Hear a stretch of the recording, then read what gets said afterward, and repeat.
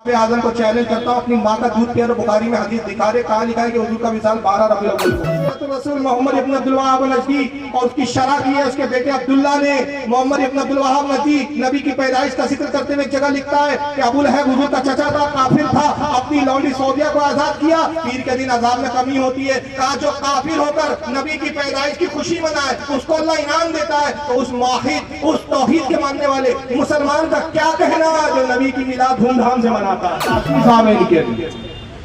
कि देखेंगे भी शक्ल तो आप बड़ा अजीब दिखते हैं ये लोग, अल्लाह की पनाह। इनकी शक्लें देखो तो ऐसा लगता है कि कल रात ख्वाब में इब्लीस को देखा, सारी सूरत जनाब की सी। देखो किस तरह से दिखते हैं, टोपी भी टपूरी टाइप की टोपियां पहनते हैं, चिड़ी मार लोग पहनते हैं उसी टोपियां। अब देखो इन्होंने नया तरीका लाया, कहा देखो अब यार वो हदीसों से तो हम नहीं बात कर पाते वहाबियों के लिए, सुन्नियों से, अभी वहाबी ने नया तरीका लाया। आज बोल के हम मनाते हैं, उस दिन क्या हुआ आइए देखते हैं। उस दिन क्या हुआ, नबी की हालत क्या थी, आइए हदीस पढ़ते हैं। दिल थामो, थामिए, सांस रोको, सांस रोको और दिल थामो, सांस रोको और दिल थामो। इस 12 रबीउल अव्वल को क्या हुआ, दलील दलील ये हदीस पाक। हजरत इमाम तिर्मिज़ी रहमहुल्लाह इस हदीस पाक को ऐसे किताबुल जनाइज़ के अंदर लाए। राविया नबी करीम सल्लल्लाहु अलैहि वसल्लम की महबूबा बीवी, प्यारी बीवी हजरत आयशा है। वो फरमाती है रज़ी अल्लाह तआला अन्हा कि मैंने देखा कि नबी करीम सल्लल्लाहु अलैहि वसल्लम के ऊपर मौत तारी हो रही है। वो बिल्कुल आपके ऊपर मौत तारी हुई है और आपके बगल के अंदर पानी का एक प्याला रखा हुआ है। वो उस प्याले के अंदर पानी रखा हुआ है, बार बार आप उस प्याले के अंदर हाथ डालते और जब हाथ भीग जाता तो उस भीगे हुए हाथ को अपने चेहरे के ऊपर बार बार पानी से मलते और फरमाते और सकरात मौत, अल्लाह मौत की बेहोशी से, अल्लाह मौत की सख्ती से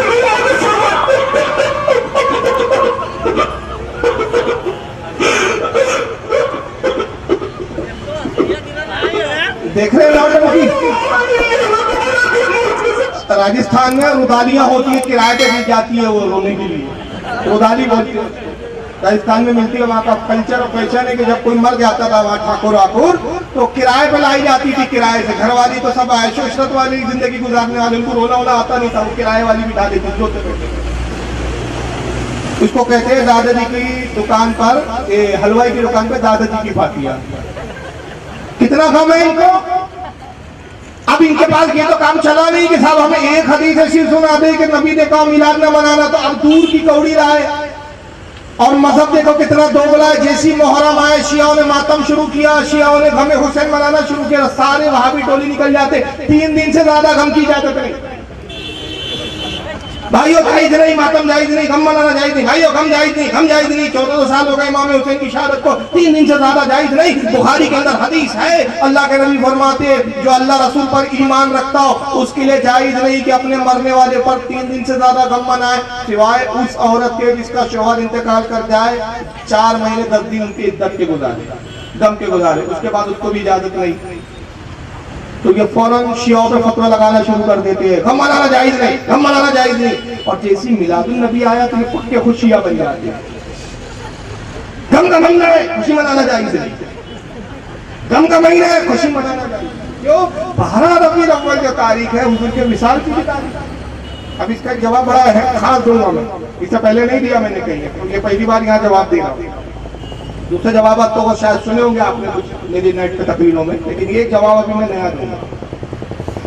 कहा देखिए अगर उस दिन रसूलुल्लाह पैदा भी हुए, चलिए मैं दिखाई देता हूँ, अपनी जबानी बोलता भी नहीं हूँ, मौलवी जर्जी बोल रहा है यही बात, जरा सुनो। इस महीने को सिर्फ खुशी का महीना ही नहीं बनाना, अगर इस महीने में सूरज चमका था तो इसी महीने में सूरज गुरूब भी हुआ था, इसलिए खुशियां इतनी न मनाना के गुरूब होने का, इंतकाल होने का गम भूल जाओ। 12 तारीख को भी तुम जाहिर जलाकर कितना खुश न होगा कि 12 रबीउल अव्वल को बना दे मुहम्मद रसूलुल्लाह का इंतकाल।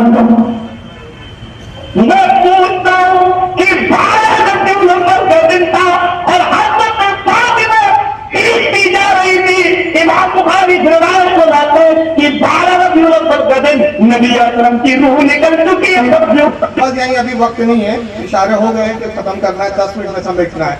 बहरहाल जो मकसद की बात थी वो सुन लिए, थोड़ा आगे और भी ऑडियो है, वीडियो है, लेकिन इतना काफी है। कहते 12 रबीउल अव्वल को खुशी में इतने मगन ना हो जाना कि विसाल का गम भूल जाओ। अगर 12 रबीउल अव्वल को हुजूर पैदा हुए हैं तो विसाल भी हुआ है। और 12 रबीउल अव्वल को साहबा की क्या हालत थी, इमाम बुखारी में हदीस लाए, हज़रत फातिमा की ये हालत थी, 12 रबीउल अव्वल को हुजूर का इंतकाल हुआ, इमाम बुखारी में लाए। मैं जाहिल झूठे मक्कार खर्सावे को चैलेंज करता हूँ, अपनी माँ का दूध पिया, बुखारी में हदीस दिखा रहे, कहाँ लिखा है कि हुजूर का विसाल 12 रबीउल अव्वल को हुआ, दिखा बुखारी में कहा। सबसे पहली बात कि इस पर उलमा का इख्तिलाफ है कि रसूलुल्लाह सल्लल्लाहु अलैहि वसल्लम 12 को विसाल हुआ या नहीं, इसी पर इख्तिलाफ है। अरे 12 तारीख तो बहुत दूर की बात है कि हुजूर का इंतकाल 12 रबीउल अव्वल को हुआ, 12 तारीख तो दूर की बात है, महीने पर उलमा में इख्तिलाफ है। मौलवी अशरफ अली थानवी कहते हैं कि हुजूर का इंतकाल सफर के महीने में हुआ, महीने पर तक इख्तिलाफ, तारीख तो बहुत दूर की बात है, इस पर इत्तेफाक नहीं।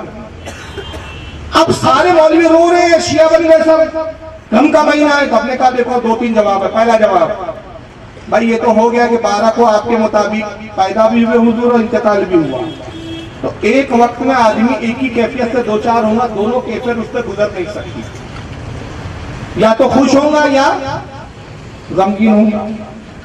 ऐसा तो नहीं होगा कि हंस भी रहा फिर हो रहा, हंस रहा फिर हो रहा, और ऐसा करने लगे तो लोग कहेंगे पागल हो गए, है ना। या तो गमगीन होगा या खुश होगा, तो दो में से एक कैफियत हो सकती है। तो पैदा हुए ये खुशी की बात है, खुशी का डिपार्टमेंट सुन्नियों ने ले लिया, विसाल हुआ ये गम की बात है, गम का डिपार्टमेंट तुम ले लो, कुछ तो लो तुम भी। तुम नबी को नहीं मानते क्या कि तुम ना गम मनाते हो ना खुशी मनाते हो, सिर्फ शैतान बन के भड़काने आ जाते हो। अब आइए हदीस से इसका जवाब सुन लीजिए। 12 रबीउल अव्वल को हुजूर का इंतकाल हुआ, इसलिए खुशी नहीं मनाना चाहिए। आइए जरा ये सुनन अबू दाऊद देखें आप, सुनन अबू दाऊद हदीस की किताब से दलील दे रहा हूं, किसी बरेली के मौलाना की एक किताब भी अब तक पेश नहीं की मैंने।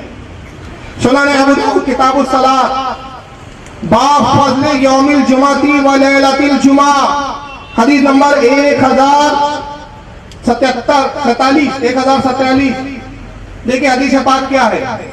अनौस इब्न औस रज़ियल्लाहु अन्हु क़ाल क़ाल रसूलुल्लाह सल्लल्लाहु अलैहि वसल्लम, हज़रत औस इब्न औस से रिवायत है, वो कहते हैं कि रसूलुल्लाह सल्लल्लाहु अलैहि वसल्लम ने इरशाद फरमाया, इन्ना मन अफज़ली अय्यामिकुम यौमुल जुमा, काए लोगों तमाम दिनों में सबसे बेहतरीन दिन तुम्हारा कौन सा दिन है? जुमे का दिन। वक्त नहीं है वरना एक हदीस और दिखाते हैं इब्न माजा में, हुजूर ने कहा जुमे का दिन ईद है। जुमे का दिन क्या है? ईद है, जो अल्लाह ने मुसलमानों के लिए जाहिर किया। जुमे को हुजूर ईद फरमा रहे। और अबू दाऊद की हदीस में कह रहे हैं तमाम दिनों में सबसे अफजल दिन कौन सा है? जुमे का दिन है। फीही खुलिका आदमो व फीही कुबैसा, इसलिए कि जुमे के ही दिन आदम पैदा भी हुए और जुमे ही के दिन आदम का इंतकाल भी हुआ। तो पता चला आदम जुमे को पैदा भी हुए, इंतकाल भी हुआ। तो हुजूर कह रहे हैं कि ईद का दिन है। तो नबी को नहीं मालूम था कि आदम इसी दिन इंतकाल हुए, तो ईद कैसे हो सकती है? बात समझ में आई है कि? तो नबी ने बताया कि गम की हमने हद मुकर्रर की है। नबी ने गम मनाने की हद मुकर्रर की, खुशी मनाने की हद है, गम की हद 3 दिन है। 3 दिन से ज्यादा किसी का गम मनाने की इजाजत नहीं, और खुशी सारी जिंदगी मना सकते हो। तो आदम पैदा हुए ये खुशी है, तो कयामत तक ये खुशी मनाई जाएगी। आदम का विसाल हुआ, 3 दिन गम मनाया गया, उसके बाद इजाजत नहीं, बात खत्म हो गई। तो हुजूर पैदा हुए ये खुशी मनाई जाएंगी। हुजूर का अगर उस तारीख को इंतकाल हुआ भी तो गम नहीं मनाया जाएगा। और हुजूर उसके बावजूद कि आदम उसी तारीख को पैदा हुए और उसी तारीख को इंतकाल हुआ, तब भी जुमे को अफजल भी दिन करार दे रहे हैं और जुमे को ईद का दिन भी करार दे रहे हैं। एक जवाब तो ये हुआ। और दूसरा जवाब ये है कि गम वो मनाए जिनके अकीदे के मुताबिक नबी मर चुके हुए।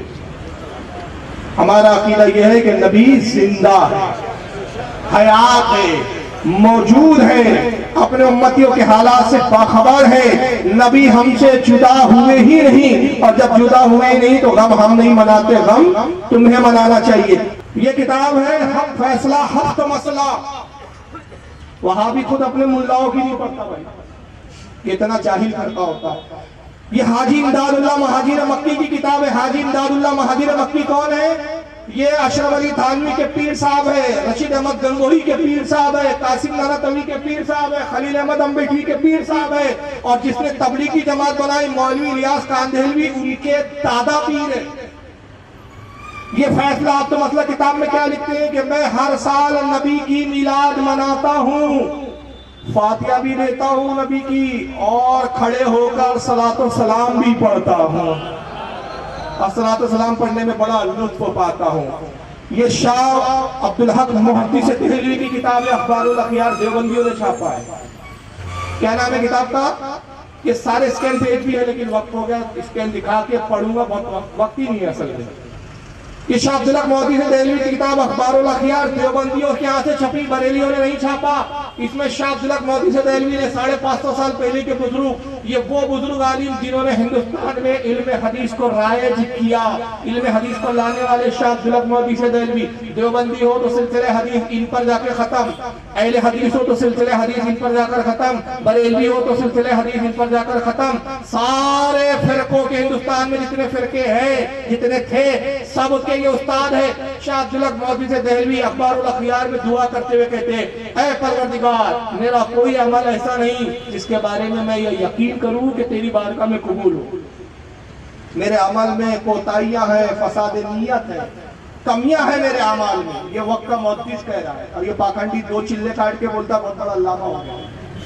कहते मेरा कोई अमल ऐसा नहीं जो तेरी बारगाह में मैं शर्त कबूलियत के लायक समझूं। मेरे अमल में कोताहियां हैं, मेरे अमल में फसाद नियत है, मगर ऐ परवरदिगार तेरी रहमत से, तेरे फजल करम से एक ऐसा अमल है जो बड़ा शानदार है और मुझे यकीन कामिल है तू उसी एक अमल के एवज मुझे बख्श देगा, मेरी मगफरत कर देगा। और वो अमल ये है कि महफिल मिलादुन नबी में मैं तेरे नबी पर खड़े होकर सलाम पढ़ता हूँ। और आखिरी ये किताब देख ले, ये ऐसी है कि आइटम बम है भाई। मुख्तसर सीरतुर रसूल, लिखने वाला मोहम्मद इब्न अब्दुल वहाब नजदी, सऊदीया से छपी है, ये हिंदुस्तान की नहीं, अरबी किताब है। मैं रात में यहाँ मेरा कयाम है, जिसको शुबा हो इन किताबों के रात में अभी मिले मेरी कयामगाह पे, सारी किताबों के हवाले चेक कर सकता, अपनी आंखों से देख ले।